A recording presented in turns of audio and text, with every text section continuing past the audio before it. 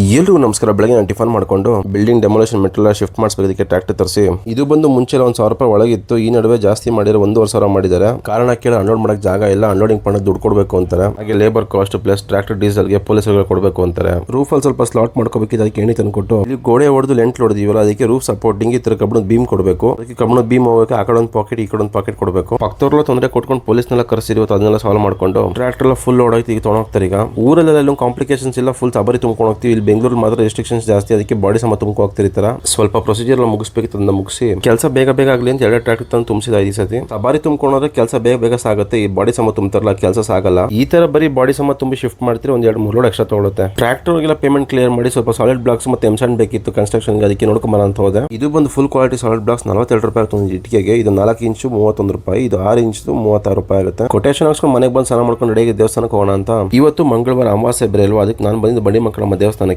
ನಾನು ಕೆಲಸ ಎಲ್ಲ ಮುಗಿಸ್ಕೊಂಡು ಬಂದಿದ್ದೆ, ಲೇಟ್ ಆಗಿದೆ, 9 ಗಂಟೆ ಆಗಿದೆ. ಆದ್ರೂ ಇಷ್ಟು ಜನ ಇದ್ದಾರೆ. ಇನ್ನೊಂದು ವಿಷಯ ಅಂದ್ರೆ ನೋಡಬಹುದು ನೀವು, ನಮ್ಮ ಹಳ್ಳಿಕರ್ ಪ್ರತಿಮೆನ ಮಾಡಿಸಿ ನೋಡಿ ತುಂಬಾ ಖುಷಿ ಆಯ್ತು. KMF ಕೂಡ ಅಳವಡಿಸ್ಕೊಂಡ್ರೆ ತುಂಬಾ ಒಳ್ಳೇದು, ಯಾಕಂದ್ರೆ HF ಮತ್ತೆ ಜರ್ಸಿ ಮಾಡಿಸ್ತಾ ಇರ್ತಾರೆ. ನಮ್ಮ ಜನರಿಗೆ ನಮ್ಮ ದೇಸಿ ತಳಿ ಯಾವ್ದೊಂದು ಗೊತ್ತಾಗಬೇಕು. ಈ HF ಜರ್ಸಿ ಮಾಡಿಸೋ ಬದಲು ನಮ್ಮ ಹಳ್ಳಿಕರ್ ಮಾಡಿಸಿದ್ರೆ ಜನಕ್ಕೆ ಜಾಗೃತಿ ಮೂಡುತ್ತೆ. ದೇವ್ರ ದರ್ಶನ ಮಾಡಿ ಒಳ್ಳೇದಾಗಲಿ ಅಂತ ಕೇಳ್ಕೊಂಡು ಮನೆಗೆ ಬಂದು ಊಟ ಮಾಡಿ ಮಲಗಿದೆ.